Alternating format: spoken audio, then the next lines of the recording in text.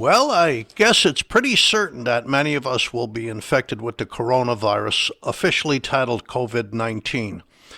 It's particularly more dangerous in some of us, though it's still early in the gathering of information. We really don't know to what extent it is more dangerous. Welcome to our Coronavirus Can You Protect Your Lungs episode. And that's a very important question because that's where the virus really picks up its tempo and becomes truly dangerous. Hi, my name is Jerry Hickey. I'm a licensed pharmacist who also has studied nutrition. I'm over here at Invite Health. I'm also the scientific director. Please be sure to subscribe to our Invite Health podcast today, and please leave us a review. You can also follow us on Twitter, Instagram, and Facebook at Invite Health. All of the info on today's episode is linked in the episode description page, and you can visit invitehealth.com/podcast for more info. So let's get started. So how does the COVID-19 virus, aka coronavirus, become dangerous? To understand this, let's talk a little bit about your immune system. Now, if you have any questions, I want to give you an email address for my nutritionists, nutrition@invitehealth.com. So if you ever have a question about nutrition and the virus or nutrition and your health, that's a good email address to have, nutrition@invitehealth.com. To fight an infection, your immune system must manage two issues very carefully.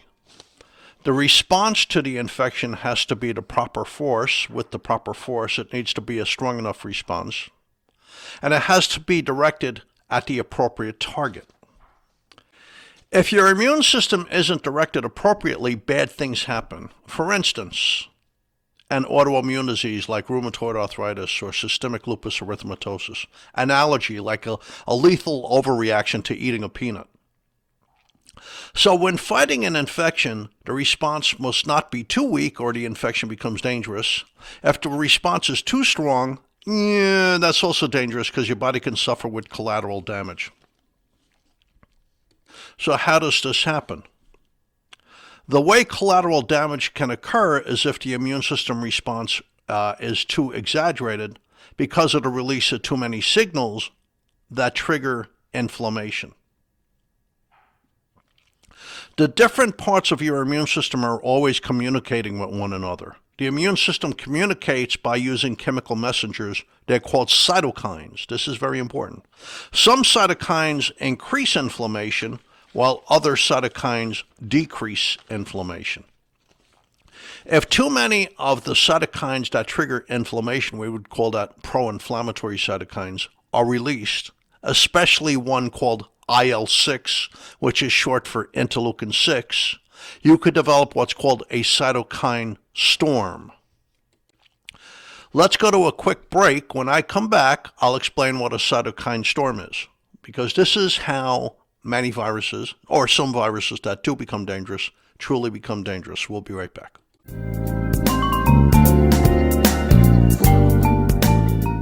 This podcast is brought to you by InviteHealth.com. For over 20 years, Invite Health has provided premium quality supplements and expert advice you can trust. Now, first-time customers can enjoy an exclusive offer. Visit invitehealth.com/podcast or click the link in this episode description. That's invitehealth.com/podcast for your exclusive offer on Invite Health products. Invite Health offers the resources you need to make important decisions about your health. Chat live with degreed healthcare professionals, get product information, and find retail locations near you at invitehealth.com. You can also learn about our new genetic testing program and our exclusive Invite Fitness Wellness program. Follow Invite Health on Facebook, Twitter, and Instagram, and be sure to subscribe to our podcast today. Now back to our episode. Welcome back to the podcast. So when a virus triggers something called a cytokine storm, a number of things happen. A cytokine storm is a massive attack by the strongest components of our immune system at one time. Now, a truly troubling cytokine is IL-6. It marshals the immune system to respond to like a virus. It could be extremely pro-inflammatory if it gets out of control. For instance, studies are showing in patients with heart failure is when the heart is damaged. It's usually enlarged, its wall is thickened, it's hard for it to pump enough blood adequately for the body's needs. When heart failure is severe, it's very dangerous. Usually heart failure is a result of damage caused by a heart attack. When IL-6 is elevated in the blood of a patient with heart failure, it's a very bad thing. It's a poor prognosis. It's a poor sign of survival. So researchers are now looking at ways to reduce IL-6 in patients with heart failure. It also happens in sepsis. There's a cytokine storm that occurs in sepsis. In sepsis, there's a life-threatening response to an infection by the immune system, and it causes organ damage, it causes tissue damage. It could shut down your organs. You could go into a coma, and that's really scary. It also happened with the predecessor to COVID-19 called SARS. SARS was a very dangerous virus that was active in the years 2002, 2003. I don't think there's been any additional infections after the year 2004. It also occurs in Ebola virus, so you know what happens in dangerous viruses. It happens when the COVID-19 virus gets into the lungs. The virus attacks the lungs, and the immune system responds strongly, worsening the damage. And this appears to be when the virus is at its highest level of danger, when it attacks the lungs or the heart. Now, let me give you that email address again if you want to speak to our nutritionist, because it's scary times right now. I'm normally not afraid of many things, but I'm a little nervous right now, to be honest with you, and I know a lot about nutrition, and I am socially isolating. Nutrition at invitehealth.com. We've set up 5 or 6 of our best nutritionists to respond to your questions. We have a lot of nutritionists, and they're great. But some of them don't work many hours, and some of them are working evening hours and weekend hours, so they're not always available to answer your emails. So I took like 5 top-notch nutritionists, and I put them in touch with this email address, so they're readily available to answer your questions. Some hospitals are responding now to the COVID-19 virus and this cytokine storm. They're using vitamin C as a step. The New York Post had an article recently. It's a newspaper in New York. There's a Dr. Andrew G. Weber. That's his name, Andrew G. Weber. He's a pulmonologist and critical care specialist with Northwell Health on Long Island. Northwell Health runs a lot of centers in Long Island and New York now, a lot of hospitals. They're using vitamin C as an infusion, intravenous vitamin C. So there's a real good reason for that. All his intensive care patients with COVID-19 immediately receive a vitamin C infusion of 1,500 milligrams, and then they repeat it 3 or 4 times a day thereafter, along with their various medications. Vitamin C is a powerful antioxidant. What happens when you have either sepsis or this cytokine storm, your vitamin C levels drop dramatically. The cytokine storm is a massive reaction by your immune system in your lungs, sometimes in the heart. And this creates a lot of free radicals. All these immune cells, when they're killing viruses and attacking the viruses to try and contain it, they release a massive amount of free radicals. Now, vitamin C would normally be present to put out these free radicals. It would be the antidote.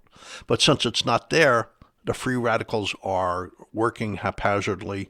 They're killing and destroying they're killing and destroying lung cells.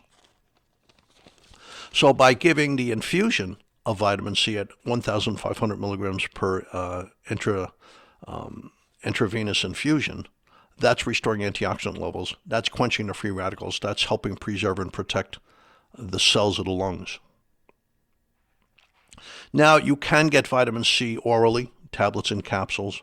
You get more into the bloodstream quicker and more efficiently and at a higher level when you use an infusion. I've known a number of nutritionists that when they develop the flu, they go for a vitamin C infusion, and they tell me it's just gone. It just wipes out the flu. So, giving the vitamin C restores the antioxidant protection. So, does that mean you should take some oral antioxidants to help you out. Yeah, I don't see any argument against that. It can't hurt. It likely would help. If you have enough of a pool of available antioxidants, you'll be in better shape if you get attacked by the virus than if you lack them. So in your diet, focus on fresh vegetables. Spinach is a great source of antioxidants. It has glutathione precursors. That's one of the mothers of all antioxidants in your body. It has lutein. It has a lot of antioxidants. Broccoli, red beetroot, tomato sauce, those are good sources of antioxidants. What beverages? Well, green tea and white tea and using real cocoa, but don't put any milk in these beverages. It tends to clog them up. Herbs and spices like turmeric and cloves and cinnamon have a lot of antioxidants. Fresh fruits, especially dark berries like blackberries and blueberries. Apples and oranges are great sources of antioxidants. Then there's your supplements. A great supplement to start off with is zinc. Why? And vitamin C, because zinc and vitamin C have ability to protect your immune cells. Zinc and vitamin C have ability to protect your own cells. They help reduce cellular inflammation. So they work with the immune system to function better to fight viruses, and on the other hand, they work to protect your cells from the ramifications of an overactive, out-of-control immune system. Natural vitamin E, especially the family called tocotrienols. Small amounts of tocotrienols are very effective antioxidants in the heart, in the lungs, in the brain, in the kidneys, and the liver. A supplement called NAC. NAC is a great antioxidant. There's many established uses for NAC. It's the abbreviation for N-acetylcysteine. Always take NAC with food. I would use 600 milligrams 3 times a day because it's great for lung health. There's a number of studies showing that if you take NAC as a supplement, 600 milligrams 3 times a day with meals, it helps keep people with chronic obstructive pulmonary diseases out of the emergency room, out of intensive care, like bronchitis, bronchiectasis, emphysema, asthma. NAC creates a fantastic antioxidant called glutathione that protects the lungs. Glutathione can help protect the heart. Glutathione improves blood. NAC has glutathione, improves blood flow to the heart. The best way to get glutathione in your body is through NAC. It's the precursor. Many human clinical trials on that. Plus, NAC helps to protect your immune cells. Immune cells release chemicals to destroy viruses. And these same chemicals can damage the immune cell if the immune cell is rich in NAC, but also vitamin C and vitamin E. The immune cells work better and last longer, and that's something you want right now. Okay, let's go to another break. Jerry Hickey, Invite Health, will be right back.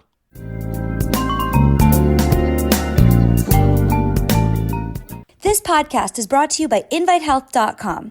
For over 20 years, Invite Health has provided premium quality supplements and expert advice you can trust. Now, first-time customers can enjoy an exclusive offer. Visit invitehealth.com/podcast or click the link in this episode description. That's invitehealth.com/podcast for your exclusive offer on Invite Health products.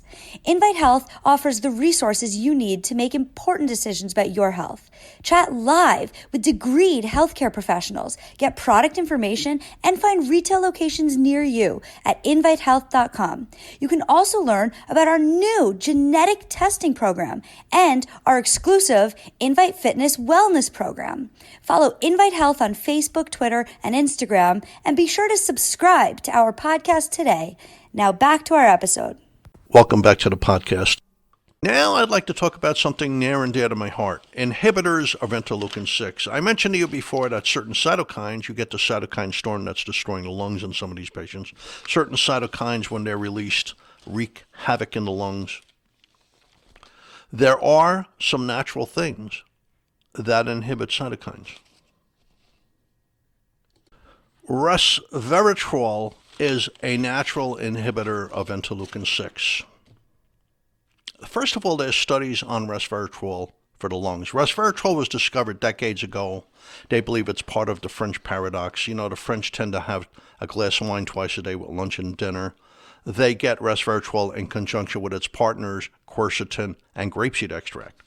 And they say this is one of the reasons why the French have a lower incidence of heart disease, at least they used to, have a lower incidence of heart disease than Americans, even though they drink probably more than Americans and smoke more frequently. Resveratrol is found a little bit in peanuts. Resveratrol is found a little bit in berries, but its greatest source is in a grass called Polygonum cuspidatum, which is also known as Japanese knotweed. That's one of the sources used in most human clinical trials. And there is a little bit in red wine, small amount. But bear in mind, alcohol can suppress immune system function. Not the best time to drink right now. I mentioned in a previous podcast on coronavirus, things to stay away from. One of them is sugar. Like if you have 2 cans of soda, that's enough sugar to suppress your immune system from working by 40% over a 6-hour period. Alcohol's another one. If men have more than 2 drinks a day or women have more than 1, that could suppress their immune system function. Not a good idea. So we have resveratrol. I'm taking it right now. I'm being very careful. I'm taking things that suppress interleukin-6. You don't want it overactive. So there was a study in France on over 3,500 French nationals. They gave them either white wine or red wine or resveratrol, and there was no doubt about it. Giving them resveratrol improved lung health and lung power. And then there was a study in smokers. When they gave them resveratrol, it reduced inflammation in their lungs and their heart and their bloodstream by 50% within the first 30 days. We know resveratrol is good for the lungs. So resveratrol stimulates a gene to work better called sirtuin-1. Sirtuin genes are survival genes. They're the genes that come out when you're fasting. In the lungs, when resveratrol stimulates sirtuin-1, it inhibits 3 powerful cytokines that can trigger inflammation in the lungs. This is important right now. Interleukin-6, interleukin-1, and tumor necrosis factor alpha. So I'm doing 200 milligrams of resveratrol once or twice a day as I see fit. A second inhibitor of interleukin-6 is curcumin, but it has to be a well-absorbed curcumin. Most turmerics, which supply curcumin, are poorly absorbed by humans. So we tend to use one called biocurcumin, or a second one where they mix curcumin with black pepper essence. It's from a company called Sabenza. These are strong inhibitors of interleukin-6 in the lungs, but they also inhibit the COX-2 enzyme. And then there's Boswellia serrata, which is commonly known as frankincense. A really good one is called 5-loxin. It inhibits the 5-lipoxygenase pathway. 5-lipoxygenase is very active in the lungs of people who have chronic obstructive pulmonary disease and asthma. So these are good things to use right now. Resveratrol, a well-absorbed curcumin, a high-quality Boswellia serrata. Krill oil. I like to use the Rimfrost one because it's very high in anti-inflammatory components. It's very dependable. It's clinically proven to work in many human clinical trials that are state-of-the-art human clinical trials, double-blind, randomized, placebo-controlled, that are published in peer-reviewed medical journals. And by the way, the biocurcumin, the curcumin with the black pepper essence, the 5-loxin, which is the high-quality Boswellia, they're all proven to work in human clinical trials. So I use krill oil from Rimfrost because it's extremely fresh, it's extremely high quality, and it's extremely high in the anti-inflammatory components. Krill oil supplies 3 fish oils. Fish oils normally supply EPA and DHA, but with krill you get a third one that's very active called DPA, so you're getting all 3. And they're attached to phosphatides, phosphatidylcholine. All of these ingredients are anti-inflammatory. But krill also supplies a little bit of astaxanthin, which is a very special type of antioxidant. Certain antioxidants get into the cell. Not all antioxidants get into the cell. Some antioxidants work in the blood, some antioxidants work outside the cell. Like vitamin E works outside the cell.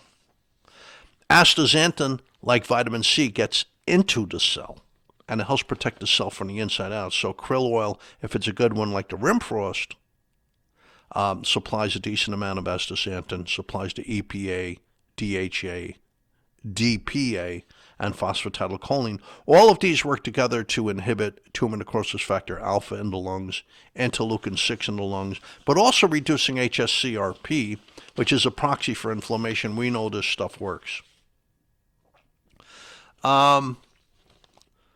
There were recent reports on ibuprofen and other NSAIDs that they might make the coronavirus more dangerous.